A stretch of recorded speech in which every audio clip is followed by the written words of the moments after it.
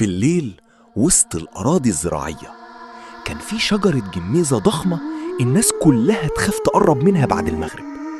الكبار يقولوا إن أي حد يقف تحتها يسمع حد يناديه باسمه، وفي ناس رجعت من عندها وهي مش فاكرة حصل لها إيه. عبد الستار فلاح بسيط ما كانش بيصدق الكلام ده.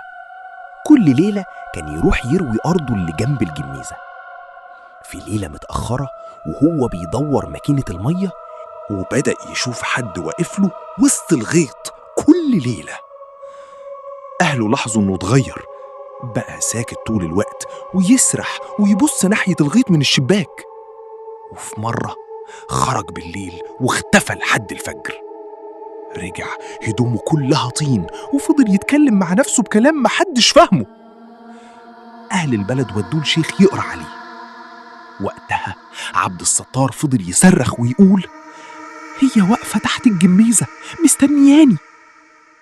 بعد أيام هدي شوية، لكن كل ليلة كان يقف يبص ناحية الغيط كأن حد بيناديه. وفي آخر